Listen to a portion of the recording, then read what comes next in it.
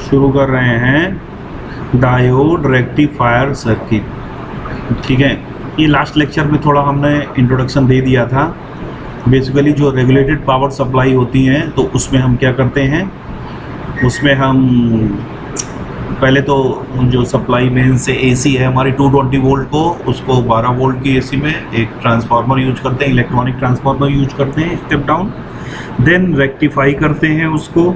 Rectify जो हमें करते हैं तो हमें यूनिडायरेक्शनल डीसी देती है, प्योर डीसी नहीं होती है। देन हम फिल्टर यूज करते हैं, पैसिव फिल्टर यूज करते हैं, RC filter. Then regulator use करते हैं जो हम आगे पढ़ेंगे, जेनर रेगुलेटर। देन हमको आउटपुट में यहाँ पे डीसी मिलता है। ठीक है, तो आज हम ये पढ़ने जा रहे हैं रेक्टिफायर सर्किट। तो रेक्टिफायर सर्किट शुरू करने से पहले हमने आपको बताया था conventional transformer, two winding transformer, step down transformer और सेंटर टेप ट्रांसफार्मर कैसे वर्क करता है। ठीक है, तो सेंटर टेप ट्रांसफार्मर जो है उसको हमें समझना। इसमें क्या है कि हम सेंटर में टेपिंग कर देते हैं, इक्वल नंबर ऑफ टर्न को डिवाइड कर देते हैं, तो हमें दो आउटपुट मिलते हैं। ठीक है, दो आउटपुट मिलते हैं। तो ये आप देख रहे हैं, और दोनों आउटपुट एक दूसरे से 180 डिग्री आउट ऑफ अपोजिट होते हैं। ठीक है, अब हम शुरू करते हैं आज हाफ वेव रेक्टिफायर। ठीक है, half wave rectifier.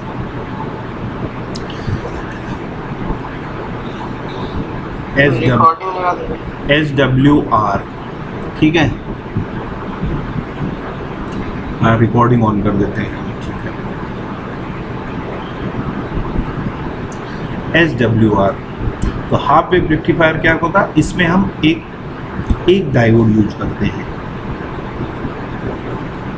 Single diode.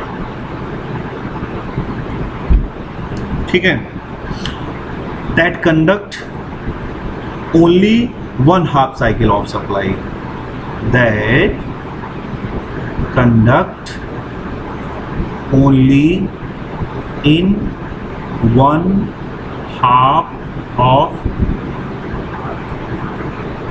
Half cycle लिखना, साइकिल ऑफ पावर सप्लाई।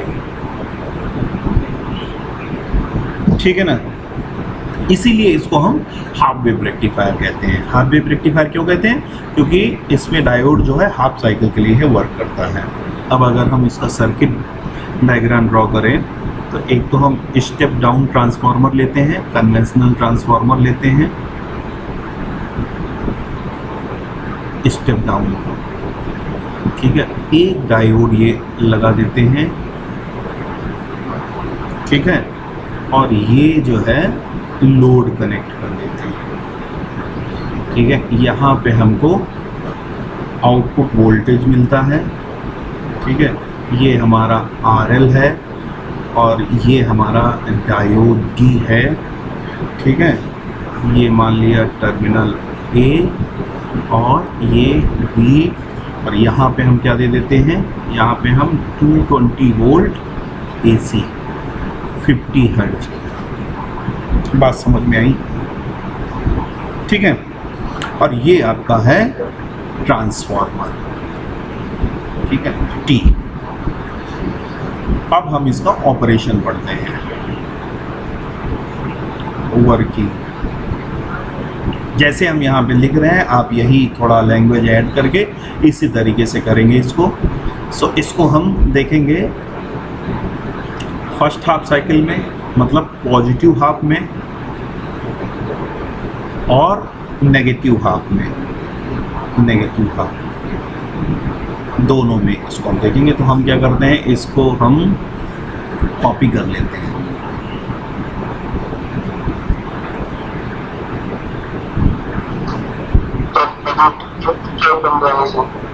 हाँ, अभी देखते हैं क्या होता है पॉजिटिव वाले में।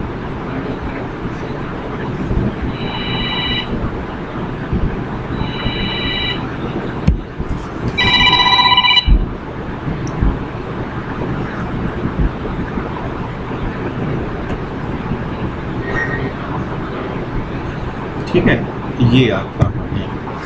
तो पॉजिटिव हाफ साइकिल में क्या होगा, इनपुट जो है हम क्या होगा, इनपुट हमारे पास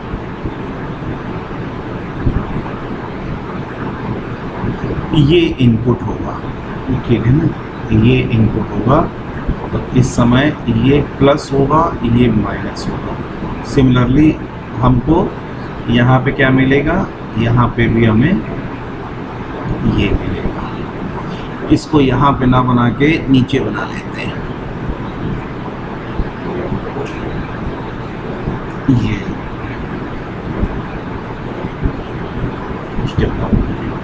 तो क्या होगा, ये टर्मिनल ए जो होगा ये प्लस होगा, ये माइनस होगा। तो ये प्लस माइनस होगा, तो ये डायोड जो है वो डायोड ऑन होगा, करेक्ट। डायोड ऑन होने का मतलब ये क्लोज स्विच, ये जो स्विच है ये क्लोज्ड, मतलब ये, करेक्ट। ये हो गया आपका ऑन कंडीशन। तो जब ऑन कंडीशन होगी तो क्या होगा, ये करंट फ्लो करेगा, ये करंट डायरेक्शन। और आउटपुट में हमको जो है, आउटपुट जो होगा वो इनपुट का ही रेप्लिका होगा, मतलब सेम हमको output waveform as it is first half की मिल जाएगी, ठीक है। इतना काम बस हमको यहाँ पे करके दिखाना है। अब हम नेगेटिव हाफ के लिए आते हैं। तो नेगेटिव हाफ में क्या होगा, नेगेटिव हाफ का मतलब ये हुआ कि हम इसकी बात कर रहे हैं, पाई से 2 पाई के बीच में हम बात कर रहे हैं, पाई से 2 पाई के बीच में। तो इस कंडीशन में अब जब जरा डायोड हमको बताइए क्या होगा, ऑफ होगा, क्योंकि ये माइनस और ये प्लस होगा। तो ये रिवर्स बायस हो जाएगा, डायोड जो है आपका ऑफ होगा, रिवर्स बायस, यहाँ पे फॉरवर्ड बायस। तो इसको हम, अब ये क्या हो गई, ओपन स्विच, स्विच जो है वो ओपन हो गया। तो अभी क्या होगा, आउटपुट ये क्या होगा, ज़ीरो आउटपुट होगा, मतलब यहाँ पे जो हमें आउटपुट मिलेगा वो आउटपुट पाई और 2। Is that clear? इतना आप बहुत आसानी से लिख देंगे। और ऑन कंडीशन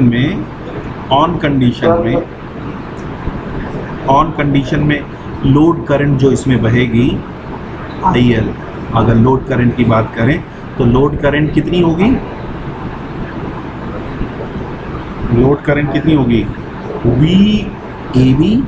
VAB के क्रॉस टू वोल्टेज होगा, ठीक है, डिवाइड बाय सेकेंडरी का रेजिस्टेंस। अगर मान लो RS है और इस डायोड का फॉरवर्ड बायस में रेजिस्टेंस अगर RD है और लोड रेजिस्टेंस RL है, तो ये तीनों ही सीरीज में हो गए, ये तीनों जो हैं ये सीरीज में हो गए। तो क्या हो जाएगा, divide by RS plus RF plus RL। इसको हम RF लिख देते हैं। उसका रीजन ये है कि फॉरवर्ड बायस में RF वोल्टेज और रिवर्स बायस में RL, ठीक है। सो this is the working of. हाँ, अब बताइए क्या डाउट है। जो डायोड का रेजिस्टेंस है, यस, जब वोल्टेज मतलब लो करंट फ्लो होगा तो उसके पास पोटेंशियल डिस्टर्ब नहीं होगा। हाँ, उसको हम नेग्लेक्ट कर देते हैं। और अभी आगे हम बताएंगे भी, ये RF जो होता है, लोड RF और RS, इनफैक्ट सेकेंडरी रेजिस्टेंस भी, ये RL के रिस्पेक्ट में बहुत कम होता है, ठीक है। तो ये तुम्हारी बात सही है, इसको हम एक्सप्लेन कर देते हैं। आउटपुट जो है आउटपुट हमारा क्या होगा, ये आउटपुट करंट होगी, ये हमारा आउटपुट करंट होगी। अब समझिए जरा, ये जो है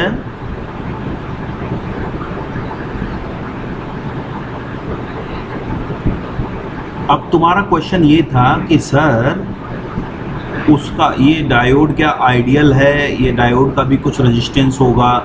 तो ये बात सही है। देखिए, ये हम आइडियल डायोड अज्यूम कर रहे हैं, ठीक है ना, जिसका RF 0 है। लेकिन अब इनका इफेक्ट समझो, यहाँ पे क्या है कि जो नी वोल्टेज था, कट ऑफ वोल्टेज था, उसका भी इफेक्ट होगा, उसका भी इफेक्ट होगा।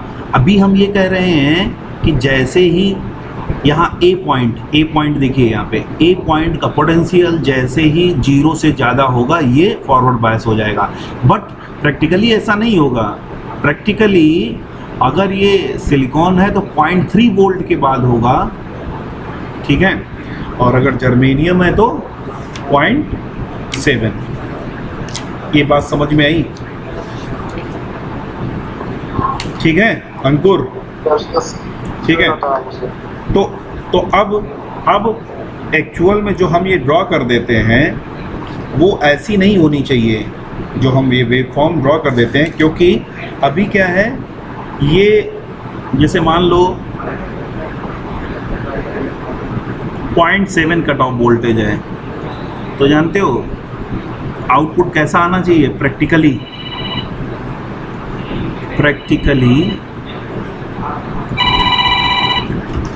एक मिनट। तो प्रैक्टिकली कैसा आना चाहिए? प्रैक्टिकली वो 0.7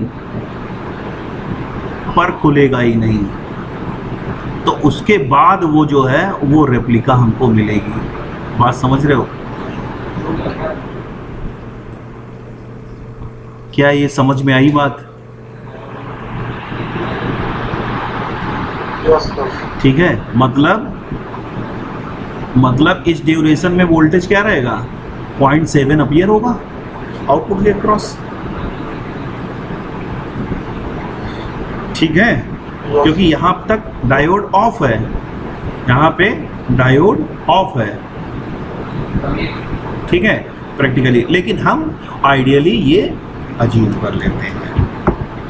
क्या ये बात समझ में आई? ठीक है। अब अगर हम ये जो सर्किट है इस, हाँ बोलते रहो सर। जो डायोड का जो रिमेनिंग हाफ साइकिल है जिसमें काम नहीं कर रहा है, मतलब वोल्टेज 0 है, हाँ इसमें सर 0.6 आउटपुट में है कि होगा? हाँ, उतना तो दिखेगा ही सर। तब तो सर जो डायोड से ही हम मतलब कोई भी डिवाइस ऑपरेट कर सकते हैं और उतना उसका कैपेसिटी होगा।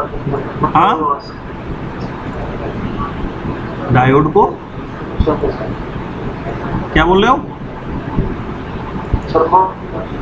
तो डायोड से ही हम कोई डिवाइस ऑपरेट कर सकते हैं ना, तो अगर उतना उसका पावर होगा तो 0.7 वोल्ट। नहीं, डायोड कोई सोर्स नहीं है ना, डायोड कोई तुम्हारा सोर्स नहीं है, एक्टिव एलिमेंट है, वो लेवल को चेंज कर रहा है। सर हाफ साइकिल में आउटपुट 0.7 क्यों शो कर रहा है? एक्सटर्नल कंट्रोल हो रहा है तो हाफ साइकिल। हाँ, तो ये वही उसका जो बैरियर पोटेंशियल है वही इसको दिखेगा, वही दिखेगा। केवीएल लगा के देखो, वही आउटपुट में दिखेगा, ठीक है। अब अगर ये हम डायोड जो है, ये जो डायोड हमने लगाया है, इस डायोड को अगर हम उलट दें, ये बात समझ में आई, तो आउटपुट हमारा क्या आएगा? तो हमारा जो आउटपुट आएगा वो ये आउटपुट आएगा। ये बात समझ में आई? ये जो लोड करंट आएगी ये आएगी, इसको बोलते हैं नेगेटिव हाफ वेव रेक्टिफायर। समझ गए? ठीक है। अच्छा, अब हम आउटपुट वेवफॉर्म की एनालिसिस करेंगे। अब हम क्या है, एफिशिएंसी निकालेंगे रेक्टिफायर की, रिपल फैक्टर निकालेंगे। ठीक है, तो देखते हैं। अब हम करते हैं एनालिसिस ऑफ वेव रेक्टिफायर। ठीक है, क्या रहेगा? सबसे पहले अब देखिए आउटपुट में क्या है, आउटपुट में डीसी है, आउटपुट में डीसी है, इनपुट साइड में एसी है। ठीक है, तो एसी की जहां पे बात करेंगे हम आरएमएस की बात वैल्यू कैलकुलेट करेंगे, और डीसी की जहां बात करेंगे वो हम एवरेज कैलकुलेट करेंगे। ठीक है, वो हम एवरेज कैलकुलेट करेंगे। एक मिनट, हाँ सर, सर क्लास में है अभी, बताओ।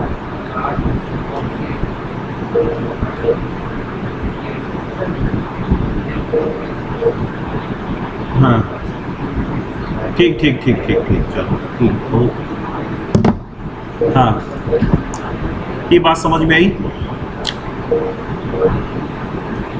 हेलो,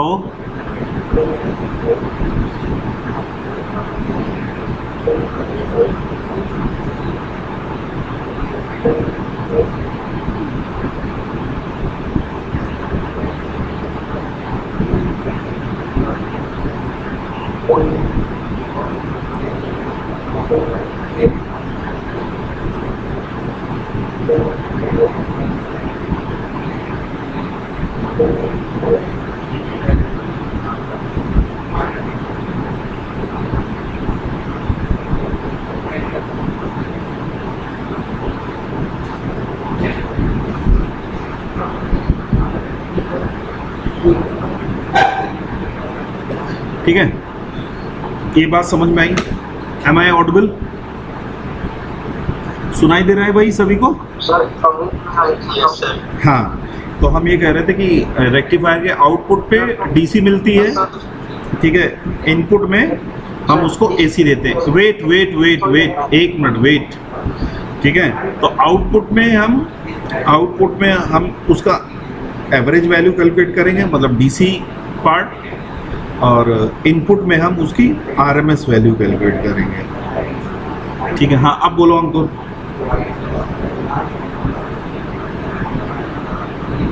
अंकुर बोलो भाई।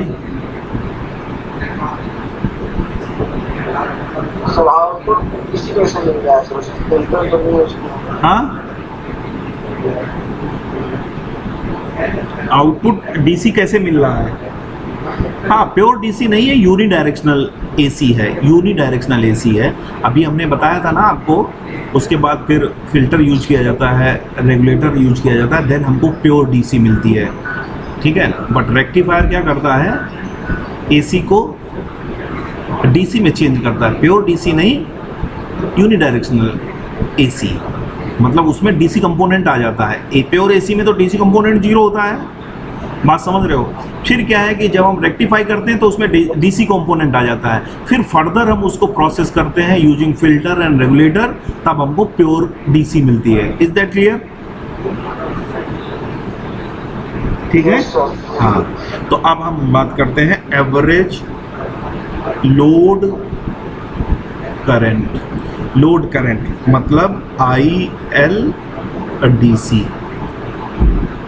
ठीक है, क्या होगी एवरेज वैल्यू, क्या होती हाफ वेव रेक्टिफायर की? बताओ, ये सब आप कर चुके हैं?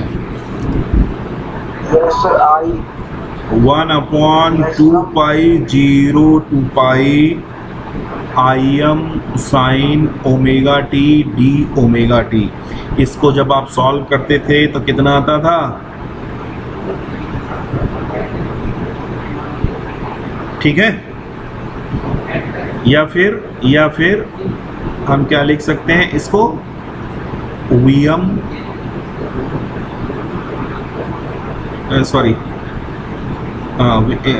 Upon pi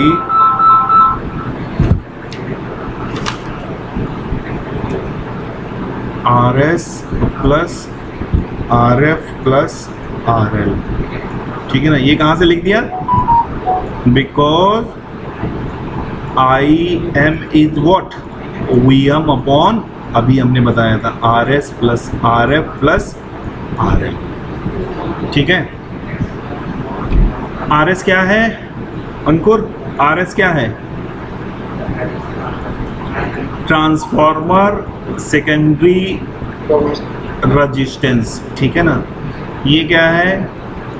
diode forward resistance, ये क्या है? लोड, करेक्ट, हाँ, ठीक है ना। अब हम बात करते हैं डीसी और एवरेज लोड वोल्टेज, ठीक है ना। ये क्या है? V L D C, same format में लिखते हैं जैसे करंट को लिखा था। तो ये क्या आएगा? V D C L equal to I L D C into R L, multiplication हो जाएगा। तो ये क्या आ जाएगा? V L D C equal to I M upon pi into RL, that means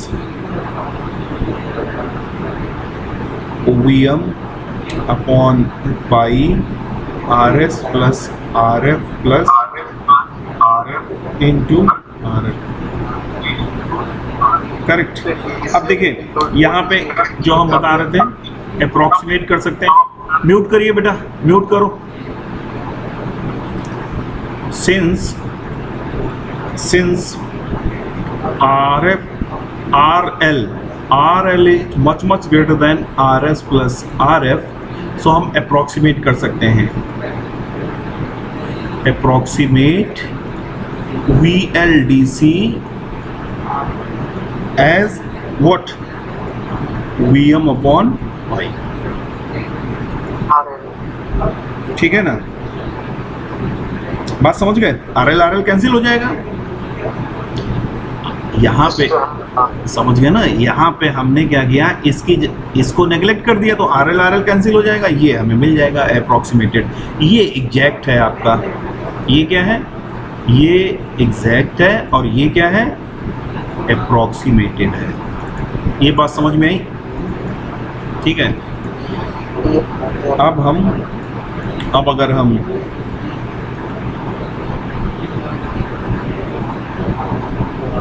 AC और RMS लोड करंट, ये क्या होगी? मतलब उसका AC को, क्योंकि आउटपुट जो प्योर DC नहीं है, तो उसका हम RMS वैल्यू कैलकुलेट करेंगे। कितना आएगा ये आप जानते हैं। हाफ वेव का कितना आया था बताओ अंकुर?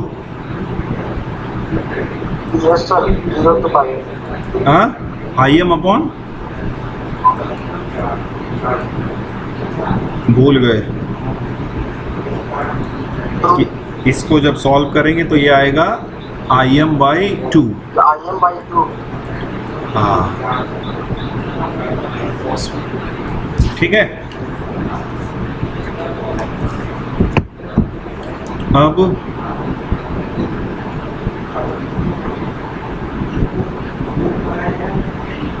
AC और RMS वैल्यू ऑफ लोड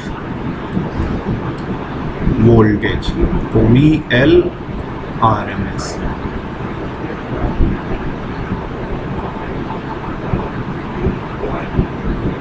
ठीक है। तो ये कितना हो जाएगा? VL RMS, इसको हम डायरेक्ट लिख देते हैं, वही आएगा क्या? VM/2, ठीक है। तो ये चार चीज़ें हमने डिस्कस किया। देखो, एवरेज RMS, लोड और वोल्टेज का, ये आप सेकेंड यूनिट में भी डिस्कस कर चुके। अब यहाँ पे हम दो चीज वैल्यू डिस्कस करेंगे, दो पैरामीटर डिफाइन करेंगे। एक तो हम डिफाइन करेंगे रिपल फैक्टर और दूसरा एफिशिएंसी। ठीक है ना, रिपल फैक्टर और एफिशिएंसी, इसको हम पावर कन्वर्जन एफिशिएंसी भी बोलते हैं। चलो बाद में जब डिस्कस करेंगे तब हम, तो पहला हम रिपल फैक्टर। तो रिपल फैक्टर पहले तो समझ लेते हैं होता क्या है, ये क्या इसका मतलब होता है, फिर इसको हम कैलकुलेट कर लेते हैं। तो रिपल फैक्टर बेसिकली क्या है, ये फिगर ऑफ मेरिट है। ये क्या है, फिगर ऑफ मेरिट रेक्टिफायर का मतलब हम इसकी बेसिस पे उसकी क्वालिटी, उसको ये सब बातें करते हैं। ठीक है ना, तो ये जो होता है रिपल फैक्टर होता है बेसिकली रेशियो होता है कि, और ये बताता है कि रिपल फैक्टर ये बताता है, रिपल फैक्टर से हम ये समझ पाते हैं कि ये डीसी के कितना क्लोज है, ये डीसी के कितना क्लोज है। Ideally ripple factor should be 0। इतनी बात समझ में आई? ठीक है ना, मतलब ripple factor indicates, ripple factor RF indicates, ऐसे लिखे, how close the rectified output, how close the rectified output is to the pure DC, ideal DC voltage। समझ गए? ठीक है ना, तो small value of ripple factor जो हम का मतलब ये है कि वो उतना ही ज़्यादा प्योर डीसी के क्लोज है। बात समझ गए? और रिपल फैक्टर कैसे डिफाइन करते हैं, R से डिनोट करते हैं, R से डिनोट करते हैं। It is defined as ratio of RMS value of the AC component of output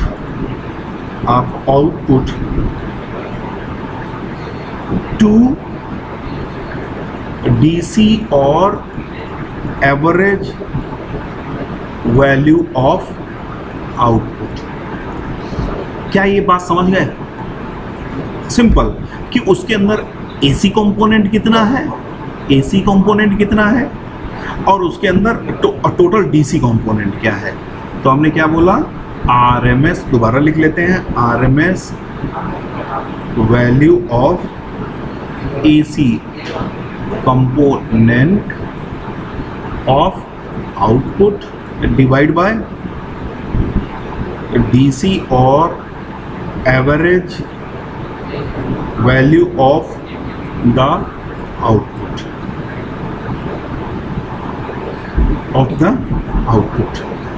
तो क्या होगा, अब लिख लेते हैं एक्सप्रेशन।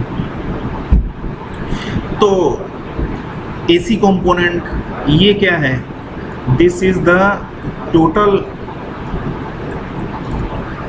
ये तो हमारी जो आउटपुट वेवफॉर्म है इसमें AC प्लस DC दोनों मिले हुए हैं। ये जो आउटपुट वेवफॉर्म है उसमें AC कंपोनेंट भी है और DC कंपोनेंट भी है। ठीक है, जैसे अगर आप कोई वोल्टेज है, सपोज कोई वोल्टेज आपसे कहा जाए 10 प्लस 5 साइन ओमेगा टी, इसका RMS कैलकुलेट करिए, V का RMS कैलकुलेट करिए, तो आप क्या करेंगे, ये तो DC है तो DC का तो यही हो गया प्लस 5/√2 का स्क्वायर, यही तो लिखेंगे, यही तो लिखेंगे आप। तो आप क्या लिख देंगे, आप AC कंपोनेंट, आप समझिए AC कंपोनेंट की बात कर रहा है, दैट मीन्स हम VL RMS minus VLDC square का under root divide by VLDC, correct. तो हाफ वेव रेक्टिफायर के लिए अगर हम वैल्यूज ये पुट कर देंगे Vm upon 2 square minus Vm upon pi square, इसको हम 1 upon divide by Vm upon पाई, ठीक है। तो इसको जब हम सॉल्व करेंगे तो ये आ जाएगा 1.21, या फिर परसेंटेज में अगर हम करेंगे तो 121%, ठीक है। तो ये आपको याद रखना है। रिपल फैक्टर जो है AC के लिए ये कितना होता है, 1 हाफ वेव रेक्टिफायर के लिए 1 पॉइंट। अब अगर हम बात करें तो जो आउटपुट होगा, ये आउटपुट आता है, ठीक है।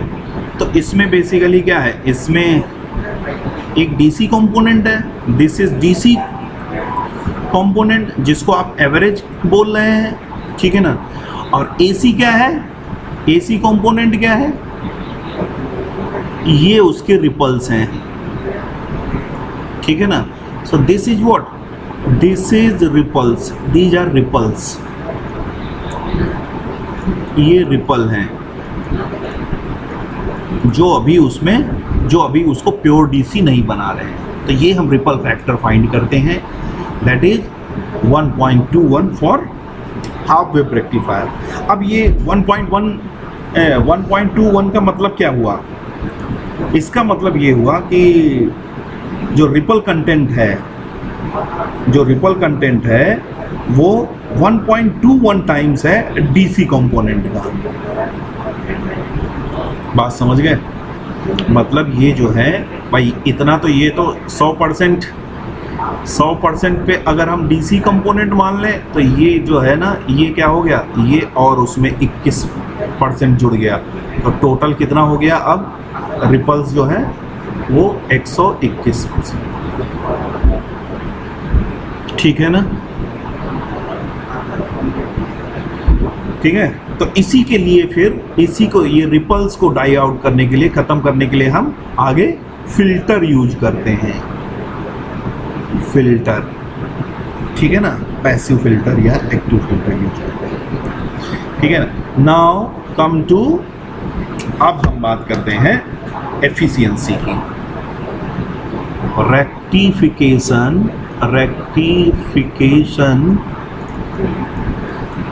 एफिशिएंसी। तो अब इसको, अच्छा, इसको हम क्या कहते हैं, पावर कन्वर्जन एफिशिएंसी भी बोलते हैं, लिख लेते हैं, power conversion efficiency, power conversion efficiency, ठीक है ना। तो एफिशिएंसी तो हम बताते आ रहे हैं आपको, एफिशिएंसी क्या होता है, आउटपुट अपॉन इनपुट, करेक्ट। अब लेकिन रेक्टिफायर के केस में ये जो आउटपुट होता है ये क्या होता है, ये DC होता है। तो DC आउटपुट पावर, और इनपुट क्या देते हैं उसको, AC इनपुट पावर। ये बात समझ में आई, यस सर, ठीक है। तो अब हम क्या है, ये दोनों पैरामीटर कैलकुलेट कर लेते हैं, रेशियो निकाल देंगे। तो DC आउटपुट पावर क्या होगी, DC आउटपुट पावर क्या होगी भाई, सिंपल I²R, पावर क्या होती है, I²R। तो अब हम क्या करेंगे, P, इसको उसी फॉर्मेट में लिख लेते हैं, DC क्या होगा, IL/DC load current into RL, ठीक है। तो ये कितना हो जाएगा, Im² upon I² into RL। अब अगर हम Im की वही बड़ी वाली वैल्यू लिख देंगे तो ये क्या हो जाएगा, Vm² upon π² RS + RF + RL into RL। ये बात समझ में आई? ठीक है, इसको मेरे ख्याल में समझने में कोई दिक्कत नहीं हुई होगी। और देखिए जिस सीक्वेंस और जिस फ्लो में मैं बता रहा हूँ, बस ऐसे ही अगर कुछ डेरिवेशन करने को आता है या कोई चीज़ बात की जाती है, पूछा जाता है, तो आपको ऐसे ही सॉल्व करते चले जाना है। नाउ डीसी आउटपुट पावर निकाल लिया, अब एसी इनपुट पावर। अब हम एसी इनपुट पावर की बात करेंगे। एसी इनपुट पावर क्या होगी? पावर तो अगेन आई स्क्वायर आर ही होती है। आप देखते हैं क्या हो जाएगा, इसको हम लिख देते हैं पी ए सी। तो I S R M S. अच्छा, एस क्या किया है, इसका आई एस क्या है? यस, हाँ, आई एस जो है that is secondary current, secondary current. ठीक है, तो सेकेंडरी करंट है। अब ये क्या होगा, इसकी वैल्यू क्या होगी? अच्छा, ये तो आप समझ ही गए। अब जब हम इनपुट कैलकुलेट करेंगे तो ये तीनों सीरीज में आएंगे। आउटपुट में तो केवल आरएल पे हम पावर कैलकुलेट कर रहे थे, बट इनपुट पावर में जो हम दे रहे हैं तो उसमें जो करंट ड्रॉ करेगा सेकेंडरी, उसके लिए वो करंट क्या है भाई? आरएस, आरएफ और आरएल तीनों सीरीज में कनेक्टेड है ना। ठीक है ना। तो अब इसको हम क्या लिख देंगे? अब ये तो हमारा वही आई एम अपॉन 2। भाई हाफ वेव रेक्टिफायर के लिए सेकेंडरी करंट क्या होगी? सेम एज लोड करंट, जो लोड में बह रही है वही तो होगी। ठीक है, into R S plus R F plus R F. ठीक है, तो ये कितना हो गया? I M square upon 4 R S plus R F plus that is A C power, that is A C power. ठीक है, अब हमने देखो, हमने ये आउटपुट ये कैलकुलेट कर लिया और ये कैलकुलेट कर लिया। अब हम चुपचाप एफिशिएंसी बता देंगे। अब एफिशिएंसी बिल्कुल बता देंगे। क्या होगा, क्या बताया था? Output DC power divide by input AC power. ठीक है, तो आउटपुट कहाँ निकाला है हमने? आउटपुट तो यही ऊपर ही निकाला है। इसको हम कॉपी कर लेते हैं, इसको हम कॉपी करके चुपचाप यही बिठा देते हैं।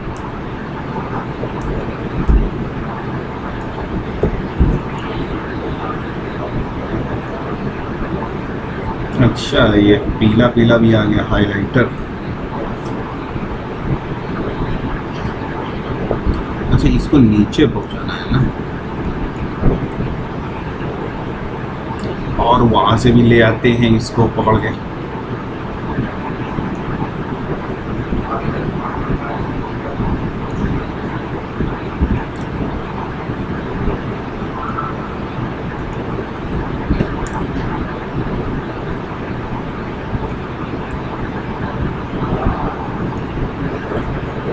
तो ये पीला पीला हटा दें क्या? चलो ठीक है, हट गया। तो ये हो गया हमारा। ठीक है, तो अब हम क्या करेंगे, इसमें जो आई एम की वैल्यू लिख देंगे। आई एम की वैल्यू वही लिख देंगे, V M upon R S plus R F plus R L. ठीक है, और फिर जब एफिशिएंसी हम ये सॉल्व करेंगे तो ये हमारा आएगा 4 upon pi square R L upon R S plus R F plus R L. ये आप सॉल्व कर लीजिएगा। ठीक है ना, ये इतना आएगा। ये बात समझ में आई? 100 से मल्टीप्लाई कर देंगे तो ये परसेंटेज में चला जाएगा। ठीक है, अब यहाँ पे अगेन हम वही अप्रॉक्सीमेशन अगर लगा दें, ठीक है, अगर वही अप्रॉक्सीमेशन लगा दें तो ये इसका मतलब ये हुआ this can be neglected with respect to R L, so R L cancel हो जाएगा और approximately this will be 4 into 100, so that gives 0.4 या फिर 40%। ठीक है, तो हाफ वेव रेक्टिफायर की जो एफिशिएंसी होती है वो कितनी होती है? 40%।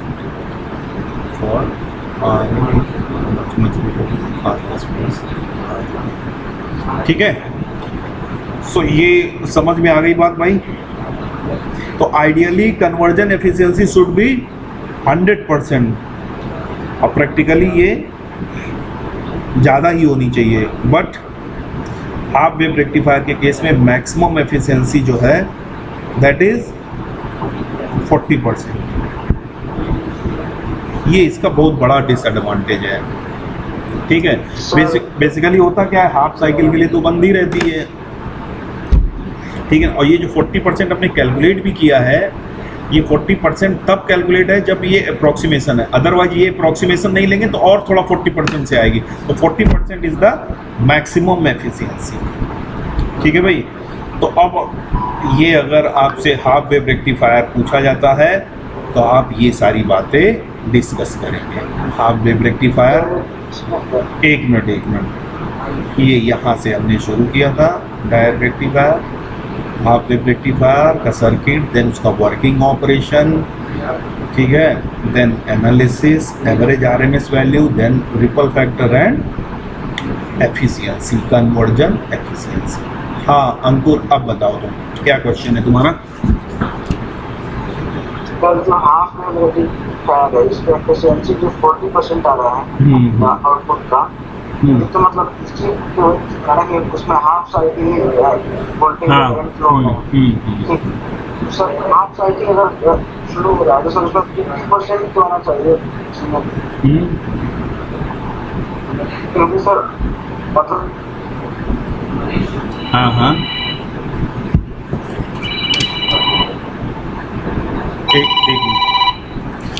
हेलो, हाँ बताइए।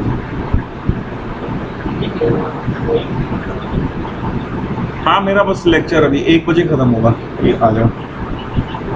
हाँ ठीक है।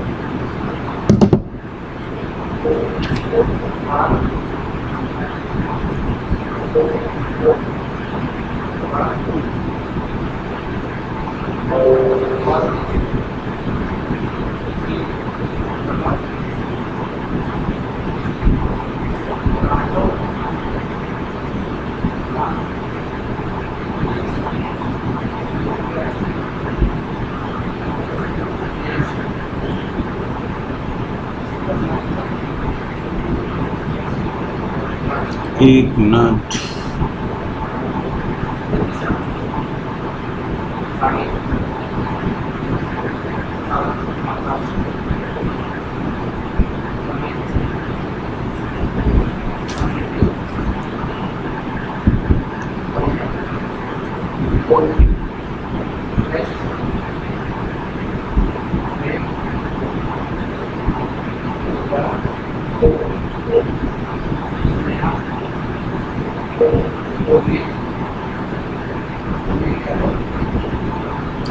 यस डिस्कनेक्ट हो गया था। अंकुर सुनाई दे रही है आवाज़? हाँ एक्चुअली फ़ोन आ गया था, डिस्कनेक्ट हो गया था। हाँ अच्छा, तो तुम्हारा हाँ क्या क्वेश्चन था? तुम ये क्वेश्चन पूछ रहे थे कि सर जब आउटपुट जब हमारा आधा में हाफ रहता है, ऑफ रहता है, तो सर 50% आनी चाहिए थी। लेकिन अंकुर यहाँ पे देखो हमने जो एफिशिएंसी डिफाइन की है वो कैसे डिफाइन की है? Output DC power over input AC power. AC का कितना वो डीसी में कर रहा है। तो अब यहाँ पे देखो, अभी अगर होता कि आउटपुट डीसी और इनपुट डीसी, तो क्या होता? या अगर आउटपुट एसी और इनपुट एसी तो कितना होता? तो 50% होता। बात समझ रहे हो? यहाँ पे क्या है, इनपुट एसी और आउटपुट की डीसी, ठीक है। तो दूसरा आउटपुट भी और इसमें इसकी वजह से ठीक है, तो यहाँ पे हम इसको क्लोज करते हैं।